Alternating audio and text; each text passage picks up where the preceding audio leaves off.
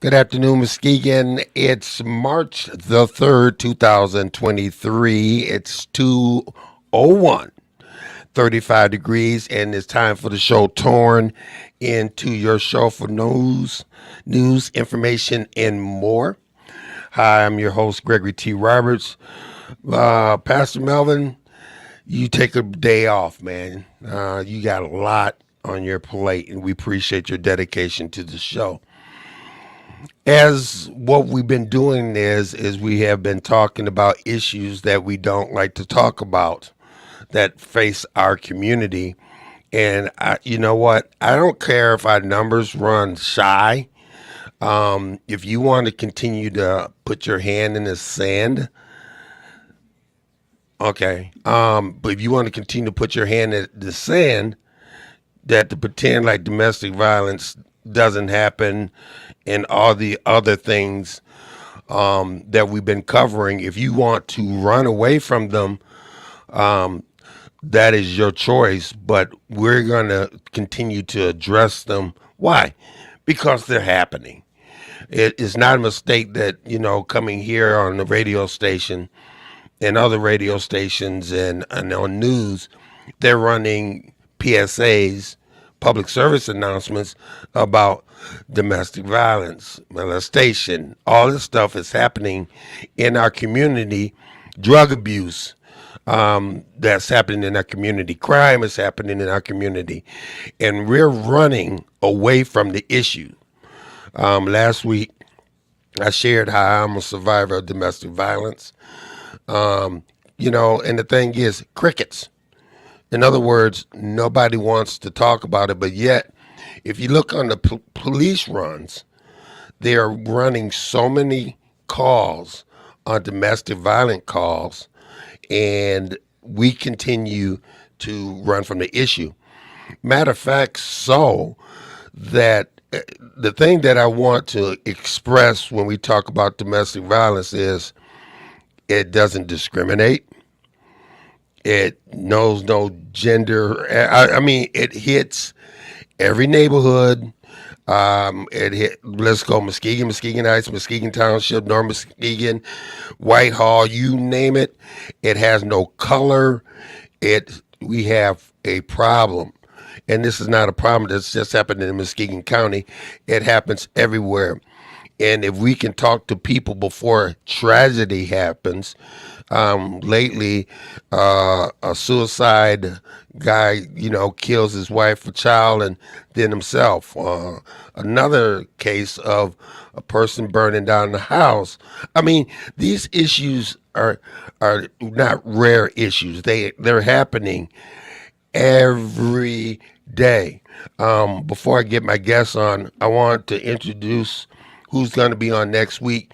We're going to take a break from our subject and go on to the next subject. Our next guest next week, we haven't talked to him for a while. We wanted to get him on, is the mayor of Muskegon, Ken Johnson, to get an update. And then we're diving back and we're hitting hard. Why? Because it faces our community. Our guest today, oh man, and we were supposed to have Every Woman's Place. They had a unforeseen conflict, and we'll try to get them on. But thank you, Terry Johnson. I was able to pick up this person here. Tracy currently works for the Friend of the Court as a counselor. I'm going to let her just tell you about herself. As I always say, and I know I shouldn't, but I do, put your hands together for Tracy Bankhead. How you doing, Tracy? I'm good. How are you, Greg? I'm doing good. Thank you so much for taking this on, and you took it on at the last second. Tell Muskegon and tell the world, because we're on Facebook, WVS, for all you people that may have questions. 103.7 The Beat or M106. We're on the YouTube. We have a YouTube channel, WVS 103.7 The Beat LP. You name. We're on the emoji app. Matter of fact, we'll run that down at the bottom of the hour to tell you about that app. Tracy, tell us a little bit about yourself. Okay, I am Tracy Bankhead. I am a family court counselor and supervisor with the Friend of Court. I've been there for 10 years. I am originally from Indiana, so I'm not a native, but I married a Muskegonite.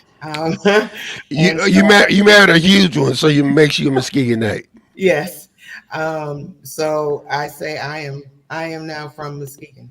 Um, I have been working with the Friend of Court, as I said, for 10 years, doing various jobs there. But before that, I um, worked as a prosecutor for 4 years, prosecuting domestic violence. That was my caseload. So it is one of my passions. Since living here, I previously was on the board of Everyone's Place. They are a great resource for Muskegon County, um, and so I've done that. Johnny and I have 5 kids, all grown, so it's just us now. And Oh, what a great feeling being an yes, empty nester. yes, and so that's me. Um, Recently sat for the bar, so I'm hoping to do more for Muskegon. Um, Working in domestic violence, in the family court, just to be a resource to our community. Okay, so your record is extensive. You said you're originally from Indiana, Mhm. and how long did you do? You said you worked in Indiana. I worked as a prosecutor for 4 years. Wow. So you're coming with experience as a prosecutor, as a counselor, and you mentioned a couple other things. So I really want people to know. I mean, you were on the board of Every Woman's Place. I volunteered at Every Woman's Place. That was some years ago. Um, okay, so your record is extensive in domestic violence. Yes, I've done a lot, tons of training. I'm not on the board anymore, but I have done a lot of training in domestic violence, and even the Friend of Court. They are currently getting a grant going that we've received, to look at domestic violence and how it impacts systems like Hmm. child support, because it does. It impacts everything, and I don't think people understand that, the impact that it can have. Okay. So I continue to keep my hands in that wherever I can. Okay, so let's talk about. We were talking before the show about a family member that you didn't even know that suffered from it. And how often is this case? Because in our family's case, it was happening everywhere, Yeah. but nobody was talking about it. And as we were talking about before the show, in the Black community, it's things that you don't talk about. Hmm. We know it happens, but we don't talk about it. We don't like to bring people into our family. We don't want to bring the police into our family. We don't discuss it. Same thing with, you were talking about sexual abuse. All of those issues, we don't want to discuss those things, because we don't want people in our business. But we have to pull the cover off of those things if we ever want to um, eradicate them. Right. And you know, back in, when, again, talking about our community, we didn't bring the people in. I'll call my brother and he'll take care of it, or I'll call, Right. handle it on the inside. And again, that's not going to eradicate the issue, because it'll continue to happen. I see it in my work now, and I have to, before I do any conferences with families, to talk about child support, or um, parenting time and custody. Before I put two people together, I screen those people. to be sure that there is no domestic violence, because domestic violence is about power and control. And so if there are issues of domestic violence, you're going to have someone who doesn't feel free to say what they want to say about any of those issues Hmm. because there's fear of that other party. Um, and so it impacts everything. It impacts everything. Break that power and control thing down because that's so important. So people think, that it's about violence. It's not about the violence. It's about being able to control the other person. Mm. And I'm sure when you have Every Woman's Place on, they'll talk about there's a power and control wheel, and there's a pattern in the way that domestic violence works. So there's a honeymoon period, you have the blow up, but then there's a honeymoon period, and they're apologetic, and they're you know making you feel all loved again and all of those things, and it just builds back up again until there's another episode. And it could be, a week, it could be less than a week, it could, you just don't know um, when those episodes, well, people that are in it, they do know, they can tell how it builds. Hmm.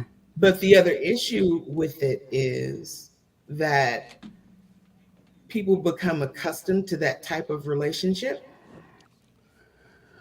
and they, even the survivors of domestic violence, they can become accustomed to that, and they may feel like if someone's not putting their hands on them, they don't love them, which is, I'm sure is really backwards, but that's how it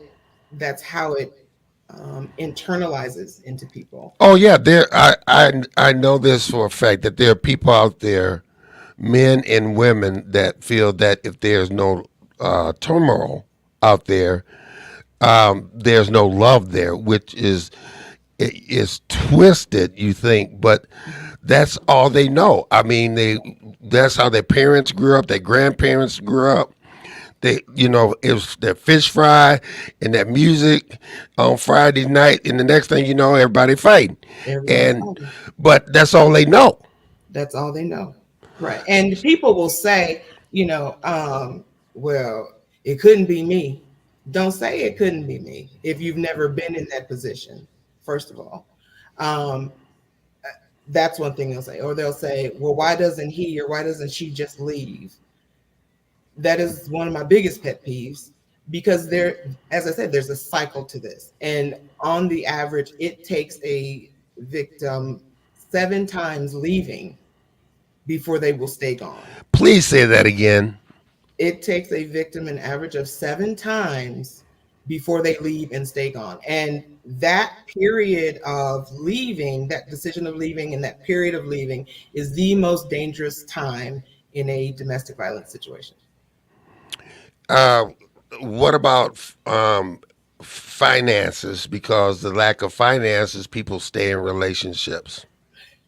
People will stay for that. Well, and there's another thing: domestic violence isn't just someone putting their hands on you. Domestic violence incorporates finances, it incorporates, you know, your partner keeping you away from other people, so that you aren't having relationships with people on the outside. It's all kinds of things can be violent, can be seen as violence. That doesn't mean they're putting their hands on you. It could be emotional violence. It can be so many different things. People think that if you don't have a black eye, that you aren't in a domestic violence relationship, and that's just not the case. And it's not just adults; it's happening with our teenagers, um, and they don't view it that way. I did um, a seminar with some teenagers on dating violence before. This was when I was in Indiana, and I was speaking. It was a room of young ladies, and I was speaking with them. They were 14, 15. Um, and I asked them if they'd ever been in that kind of dating relationship. And a young lady raised her hand. She was like, I have, she said, but my mouth is slick, so I probably deserved it. And she believed that. And I had to dispel that for her. No one deserves that. No one deserves that. And so we have to think and know that it's not just our adults, it's our children as well that are dealing with it. And with the adults, when I was doing my prosecution work, I used to always say the children are the victims that no one talks about in the courtroom Talk now, speak now. because they're witnessing it. And oftentimes, what you will see is the perpetrator is in the home. These children are witnessing this. They're either going to repeat the behavior or they're going to become a victim because they're going to seek out that's what they saw. That's what they saw between mom and daddy. So it can't be wrong if no one's explaining that to them, and no one's showing them anything different. And the thought is some kind of attention is better than no attention. Quote quote. That's what they think. That's what they think. So they think that if we're not fighting, we're not arguing. If we're not, if he's not mentally or she's not mentally abusing me, there's no love there. That's that's what they think. Yeah. Because as you said, that's what they know. And I know that's not the case. I've been with Johnny 11 years. Um, we don't fuss and fight like that. I mean, I wouldn't know what to think if he called me out of my name or something like that, because that would be foreign to me. Um, And I think that would be the last time that he would do that, so he wouldn't you do might be that. right. So yeah, I think again it needs to be a subject. I hate that you had to say, it's crickets when you start talking about things like this that impact our community, because it shouldn't be crickets. Um, People should want to talk about these issues to see what we can do to change it, because you're absolutely right. It's a different time. People have always been dying, but now you're seeing the cases like you said, the husband or wife, they kill their spouse. I'm a big ID channel fan. I watch it all the time. Oh, me too. And we'll say to each other, golly, it's that many people killing their husbands and why, killing each other, and enough that they can have a TV show that continues to run. The story, Several TV shows that continue to several run. that continue to run. We Um, will watch it, but we won't do anything to address it. it's so bad that even it just happened recently where there was a shooting that a man had divorced his wife several years. And I mean, you think that it would be over. The Mhm. next thing you know, he's going shooting after her at a Right. dance club. And again, because it's not about the relationship, it's about the control. Wow. I need to control you. Okay, so let's break this down. Let's start with the kids first and work our way up to mom, pa. Okay, Okay.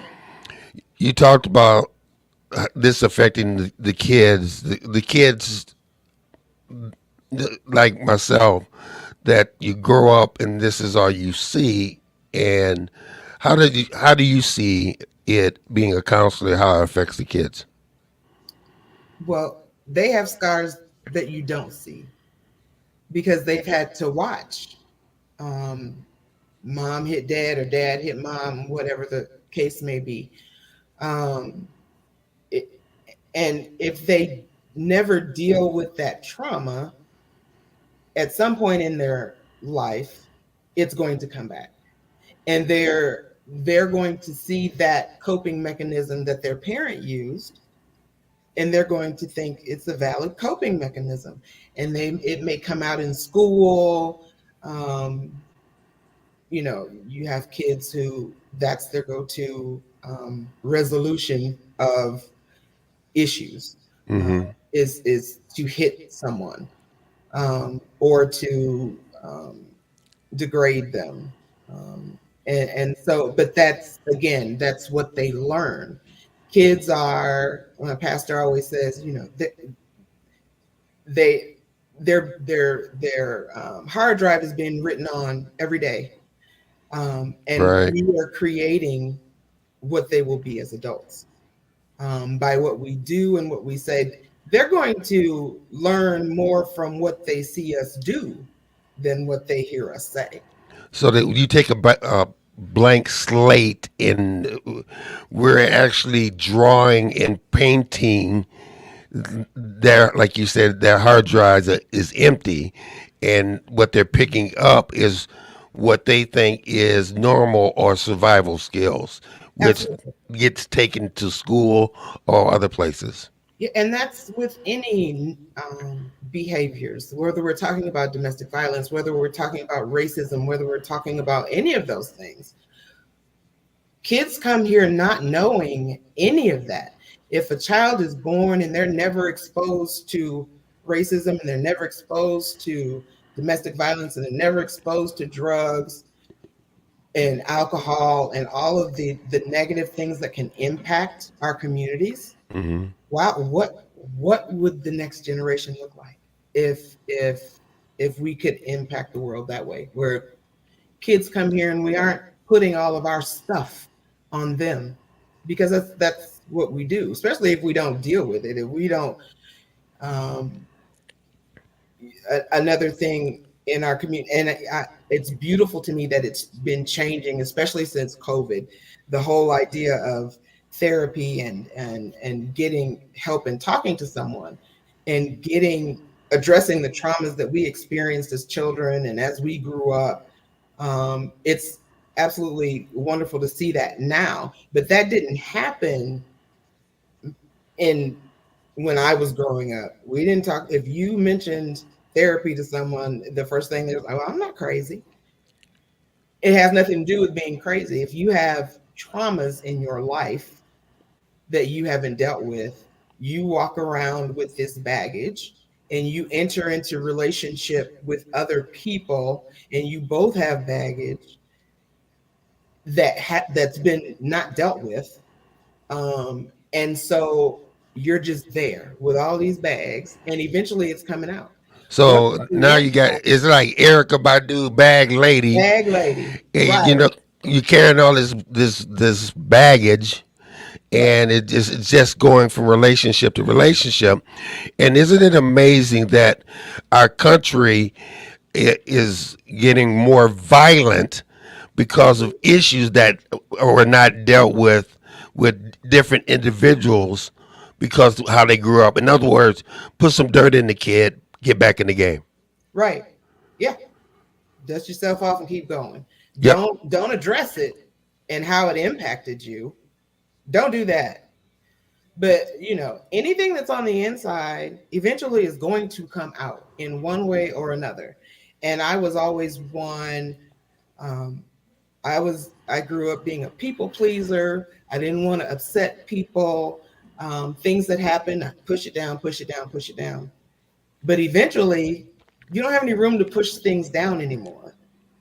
And I think during COVID, when we were all, quarantined and in the house, and then on top of that, you had a White House that was what it was, and people began to explode. And the domestic violence numbers during COVID were crazy. And you spoke about the arrest list, during the day. I get a jail list every day, and I see the people who are arrested. And you're absolutely right. It was domestic violence, drugs, and alcohol. That's what you saw every day. Every day those numbers are tremendous, and adults, people that say, well, It doesn't happen to me. It doesn't affect my family. We don't do it. But then, somebody's got to pay for those jails and those prisons and all that kind of stuff. So you holding your head in the sand does affect you. Yeah. And you holding your head in the sand doesn't make the problem go away. And people don't want to address it until it's right at their doorstep. And I say that about everything. I said that about the police shootings. I say that about this. Until it's right at their doorstep, people don't want to talk about it. Until it's them, until it's their child or someone that they're close to, it's not their problem. And you'll see on the news when things happen and people will say, well, I've never thought that we would deal with that in our neighborhood. Well, why not? Yeah, why not? Yeah. When it's happening right next door, but it's quiet. Right. And Everything's on the down low. In the poor neighborhoods, it happens in the rich neighborhoods. Oh yeah. Because you add money to a situation. It's not necessarily drugs and alcohol. It could be finance, absolutely, bills, whatever. And you take a generation of people that don't know conflict resolution, and now all of a sudden you got problems. Right. And where you have the more affluent households, you might have folks who might say, I don't want to change my standard of living, so I may want to just suck it up and not make them mad or not, you know what I'm saying? Just as where you have the money, or if you're poor, I can't make it on my own out there, so I just gotta, or you've been told by the person that wants to maintain power, you can't make it out there, as it's because of me that you're making it out there. Nobody will like you. You're ugly. You're fat. You're this, that. So they stay. And the other part of that no one wants to talk about is our families will tell us to stay. Break that down. Because I know what you're saying. That man took care of you. That man bought you a house. That man did that. You need to quit making him mad. And you're made to feel wrong for not wanting to be in that situation anymore. As well as the kids are made to, they feel that it's their fault because mommy and daddy might break up. Right. Now, kids will make it their fault. Kids, I will tell people this because I deal with families every day. But things that go on, if a couple breaks up, they have children, or things are going on in the household, children find a way to make it their fault. They believe it's their fault. And no one explains it to them that it's not their fault what's going on. These are adult problems. But our adults also, they bring children into their problems. Oh my. Listen, we are talking to Tracy Bankhead, a counselor at Friend of the Family Court.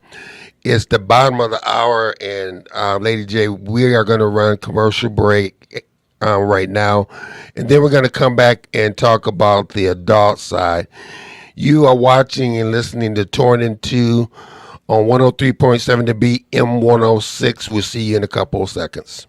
The second annual I Am Her Feminine Hygiene Drive, supporting young ladies from Ghana, Africa in need of everyday essentials and feminine hygiene products, was a great success. Thanks to the generosity of our community and organizations like Period.org, Muskegon Heights Public School Academy, Confident Cosmetics, Muskegon Heights Alumni Chapter of Delta Sigma Theta Inc., and everyone who made a contribution. Hundreds of young ladies and village members received essential items. The community made a lasting impact with more than 10,000 sanitation items donated. If you would like to help, donations can be made year-round by dropping off items in the donation shed at the Mays and Wright Media Center, located at 1877 Peck Street, or making a contribution to paypal.me/1037 The Beat. For more information, call 231-727-5007. Thank you for supporting I Am Her Foundation. The wait is over. The all-new Umoja Radio Network, home to over 40 black-owned radio stations and podcasts, is here for you. Connect to the world's fastest-growing collection of unapologetically black and proud media, from podcasts to independent black-owned radio stations, and access to the important news and music you need. Umoja Radio is from our culture, by our culture, for our culture. The all-new Umoja Radio is available right now on Google Play and the Apple Store. Join the movement. Be empowered. We're back, and then we bring Tracy in. Tracy, you're preaching so good. I think we're gonna pass the plate. I mean, you're getting really deep, but it's what we need to talk about. So you're a child. You're going through domestic violence. You're scared of the parents. You don't want to bother somebody, but you're being affected. What should they do? The child? Yeah. Oh, wow. Because it's deep. Because what I've been telling people is that if you're a child and if you're involved in a situation, seek somebody and get results, and keep trying to find somebody until you get something. Right, a safe space. A safe space. Right, someone that they can talk to. And again, it has to be, and depending on the age of the child, to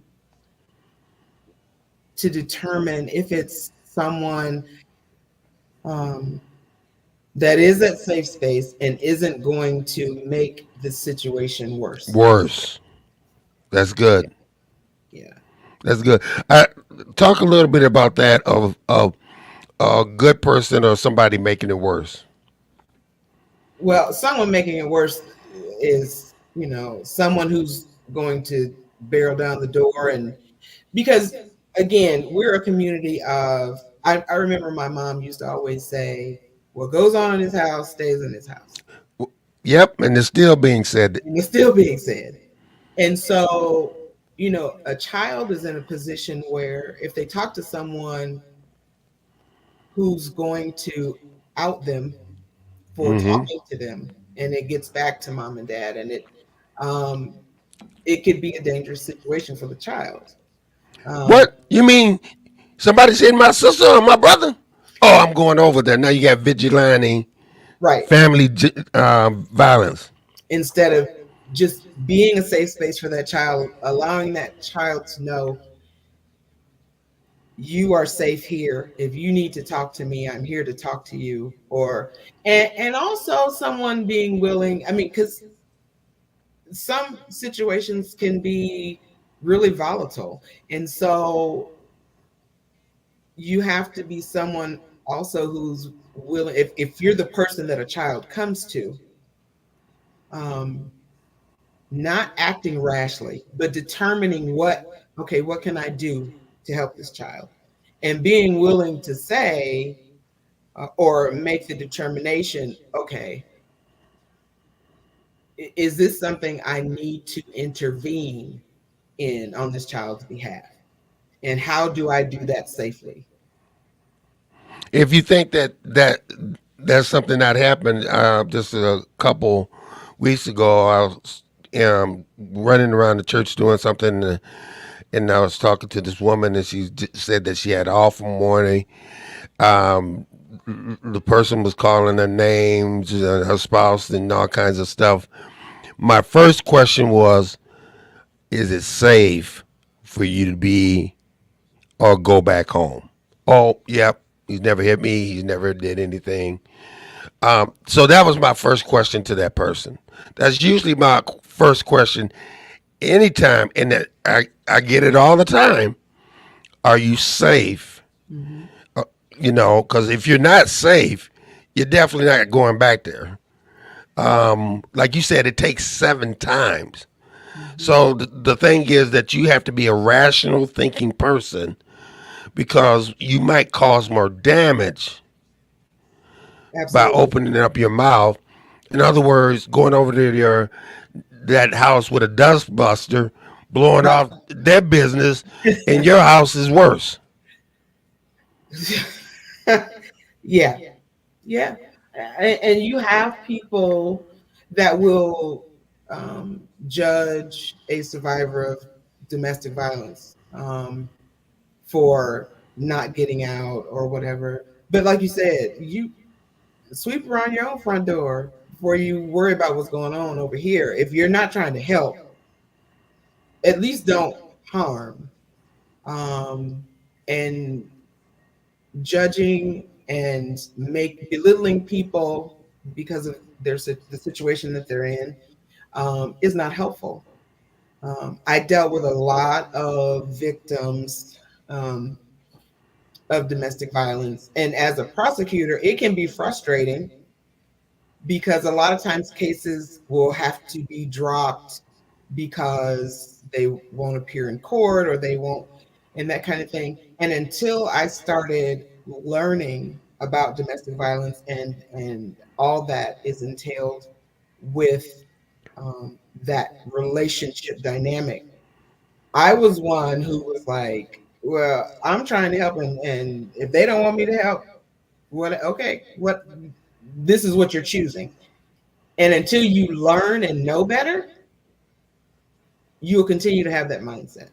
And so I determined in myself, I'm going to learn about this so that I know the why. And Because that's one of the reasons why the rules have changed in Michigan. It used to be a person would deal with domestic violence on Friday and Monday, saying that they don't want to press charges. They don't deal with that anymore. no, and that's about every state. Now every state now. Yeah, we don't dismiss a case because of that, but here's the very real issue: is you have to, unless you have witnesses and photos and all that stuff, that's your witness. So Which you had. This happens, which boggles my mind. That person that got beat will actually skip that jail time. I mean, skip that trial, and they end up facing jail time because it's love. I don't want to see that person go to jail. yeah, yeah, you will have that. I had a case, a young woman. I mean, she was beaten brutally with what are they called? Oh, brass knuckles. She had staples in her head. It looked like a murder scene. And when she was released from the hospital, about a week later, she came to my office wanting me to drop the charges. How many times? How often do you see that? I saw it a lot. I saw it a lot. But what once I started to learn, as I said, the dynamics of domestic violence, but again, involved in that was drugs and alcohol and all of that. Mm-hmm. And it's still frustrating because that person is a danger. The perpetrator is a danger to society, not just that person that's in the relationship with them.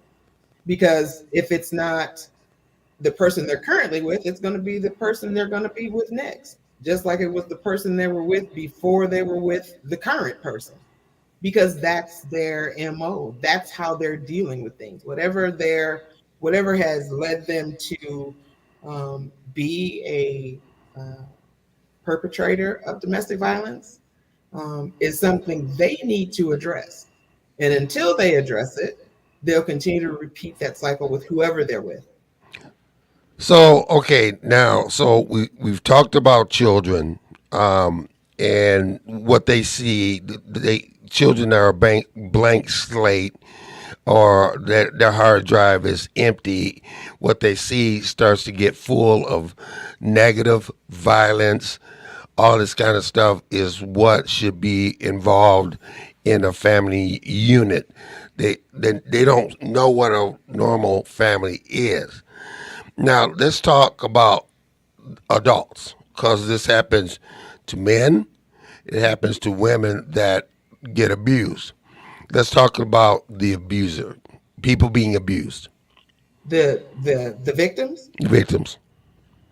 Um, Man, I know it's so much. it is what again. I'm not a expert on domestic violence. I've just learned a lot in doing the work, and what I've seen is victims. Sometimes they end up in that position totally on a fluke. They've never been in that type of relationship before, and then they meet someone they think is great. Because when you meet someone, you don't meet that person. You meet their representative. So, Please say that again. Oh my gosh, say that again. and I can't take credit for that. My one of my coworkers, he would say that, and it always stuck with me. But you meet their representative. You're meeting who they want you to think you are going to be in a relationship with. You mean the very best? That person is projecting, because this is the eHarmony generation. That person is projecting all this nice stuff. You're getting roses, flowers, love notes. Out to dinner, all kinds of stuff. I love you. I'm this. But everybody's on their best behavior because they're meeting your representative too. So Right. everybody's on their best behavior. Um, and then when you start to move into whatever the next phase is, where okay, we're exclusive now, and that kind of thing. The thing about it is, you meet their representative, but the signs are always The red flags are there. they're there. Um, we just we have a way of ignoring them or pretending they're not really there. Well, that can't be what I saw. No, you're being over dramatic. Because we want to see the best in people. But usually your intuition is right. Usually your intuition is right. So you got these people that, um, first of all, And now as I've talked to anyone that I've coached or been in church with or whatever, this is what I've said to them. If you can't go to a movie by yourself or shopping or out by yourself, in other words, if you don't love yourself and feel that you have to have somebody on your arm, then there's a problem. You got to love to learn yourself and respect yourself before you go out there and shop yourself. because if you truly love yourself, um, and I think we at some point we all have had issues with that. But if you truly love yourself, you won't allow that kind of behavior Right. around you. So, but like I said, people have these scars, whether they're from childhood, whether they're from, you know, what they grew up seeing and what they perceive as normal because that's all they saw. We see it as people who have never experienced it, like myself. I used to be one. I was. We see it as dysfunction, but for them, it's normal. So it's not dysfunctional for them. It's they're functional. It works for them to a certain level, and they'll forgive and forget and forgive. They don't forget because those scars are there, and they will carry them all of their life unless and until they deal with it. So if you're in a relationship, how true is this statement? If you're in a relationship, you're mentally and physically being abused, Mhm. that nothing has changed. Um, how important is that you get out and you run right away to a safe space? Well, first of all, you have to determine that it's safe to get out. Um, you have to have a plan. And that's where places Yes. like Every Woman's Place is vital, because they will assist victims of domestic violence with getting a plan in place, creating a safety plan, um, to make sure that they can get out safely and have somewhere to go. Um, and again, it's not always with family, because you know Because you need family, to like go you back said, home. That's your house too. You need to go back home. You know. well, talk a little bit about that plan, because what we did in our family was is that we ended up he left to go somewhere, and next day we were heading to Washington D.C. to get away from the situation. You got to have a plan, with people, a safe people that are going to take care of you to get you healthy. Instead of you running to somebody that you just running, you did a 360 instead of a 180. Right. And I think about when you said that, I thought about, I don't know if you remember the Tina Turner movie, There Was Love Yeah. Do With Oh It, yeah. where she was running away, and her mama told she telling Ike where she's at, or that she's left with the kids. Um, so you got to know your people. You got to know who your people are. And when I Right. say your people, I don't necessarily mean your relatives. I mean your tribe, those that are going to keep you safe and allow you to get out safely. You know, set up uh, like code words with family and friends, or or people who are your safe people, to be able to let them know things aren't right over here. I need somebody to come. Because you might not be able to text, hey, this is going on, because oftentimes in domestic violence situations, they're monitoring your phone. They're monitoring where you go, the gas in the car, the mileage on the car. They there are apps out there Yeah, there are apps, that do everything. Um, but there are also apps that you can hit that let 911 yes, and safety people know that you're in trouble. yes, yes, That once you hit that app, it just start recording everything, and it yes. looks like a regular It app. looks like a regular app. You just don't tell anybody what that app stands for, because, like you said, it's about power. That person's going to beat through your phone, know about the car, know where you've been, check where you work, call you 52 times, and that's just in one day. Just in one day. Now, talk to the abuser. I know a guy, I was talking to a guy that will not get in a relationship because he's afraid that he's going to do what his dad did. Dad was abusive. He doesn't know, all that's all he knows. Hmm. And then I said, you know what? Me and you are going to partner up. And me and you, we're going to work together to get you through this, because he's a good guy. But all he knows is what he's seen on that hard Right. drive. Right. And I commend you for being that person for him. Um, I would also say, if he feels like he has those things down inside of him, talk, seek out professional help. It doesn't make you crazy. It absolutely makes you sane for trying to make yourself whole. You can't. People often talk about, that's my better half. That's my No. We come together as two whole people. But if we are both dealing with trauma and stuff we have never dealt with, all that baggage, eventually it's going to show up in our relationship. Um, and I will say, not, eh, I would say to him, not every person that has grown up in that environment um, turns out to mirror that environment. It doesn't happen to everyone. It Now, doesn't. if he has that fear, because there are people. I've known who have said, my goal was always to not be that guy. Um, and they lived that out in their lives.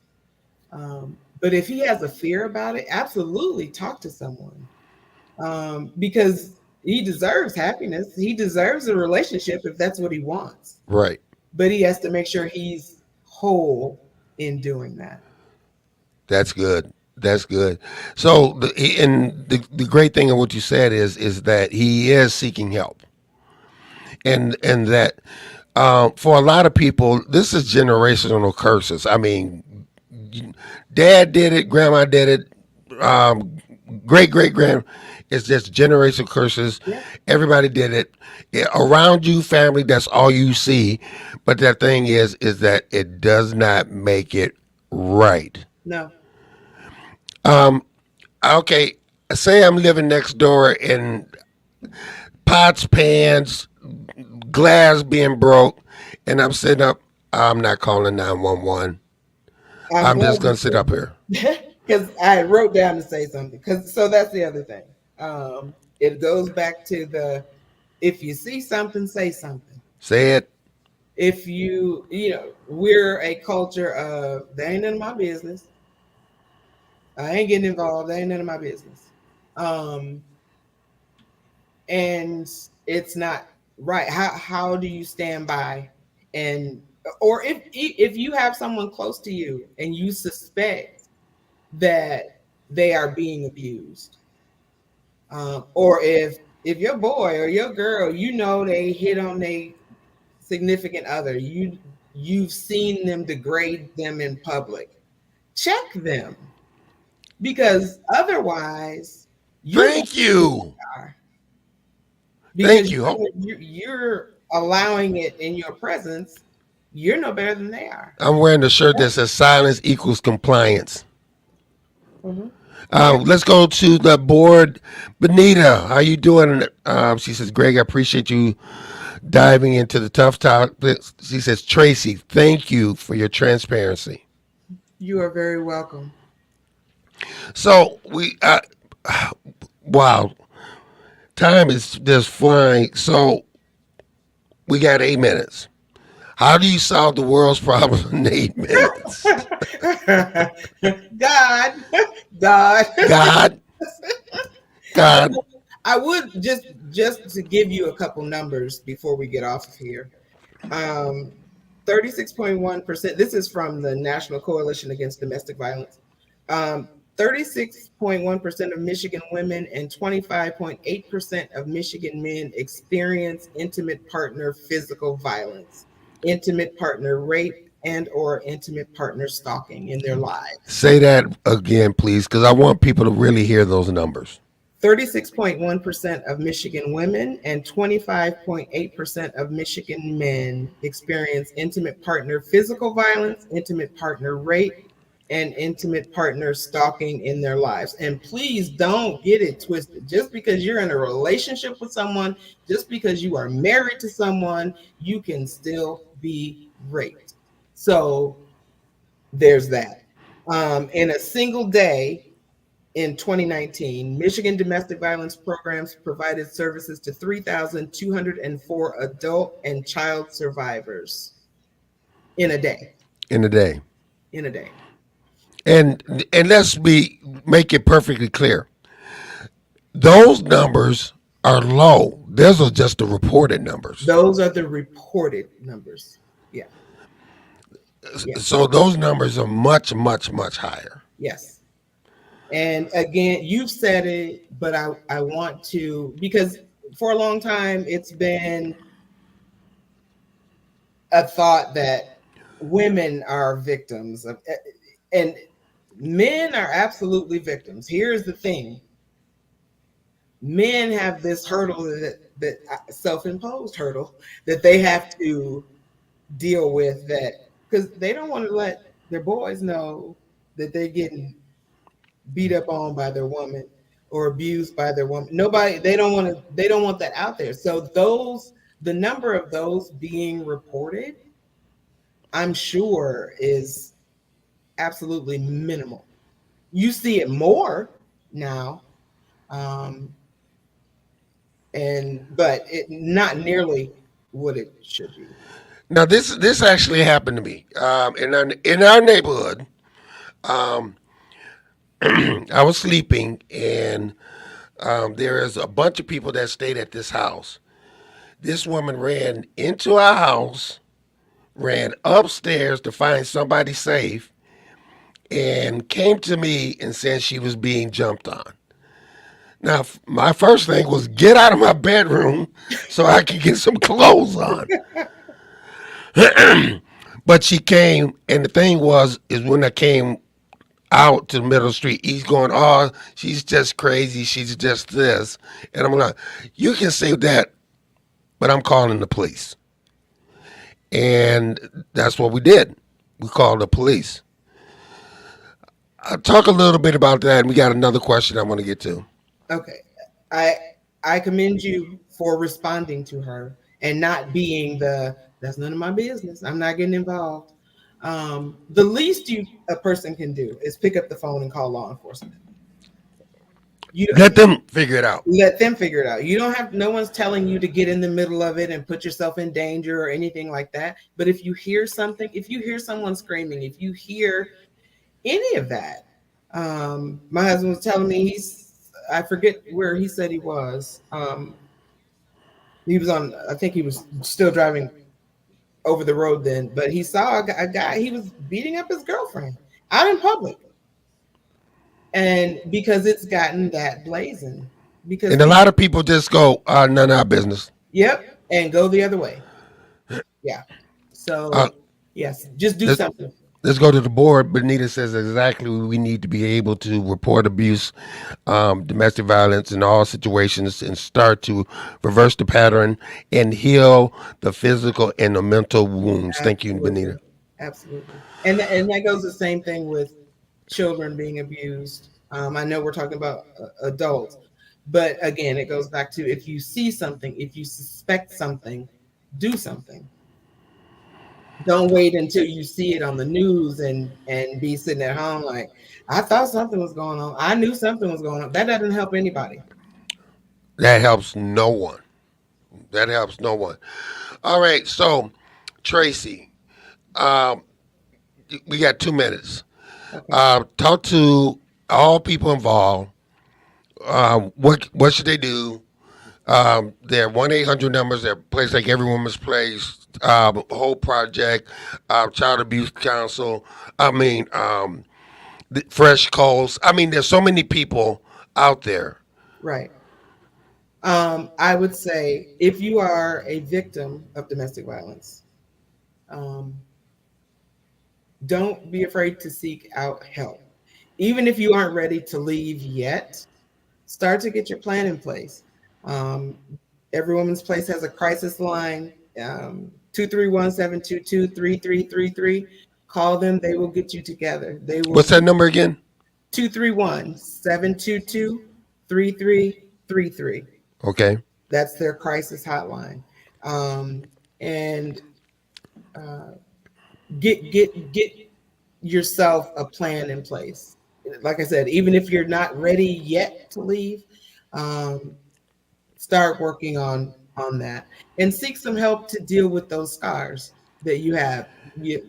The scars you can see and the scars that you don't. If you are a perpetrator of domestic violence, check yourself and then get some help to deal with that. Right. Because you're not only hurting your immediate victim, you're hurting yourself And future generations. and future generations.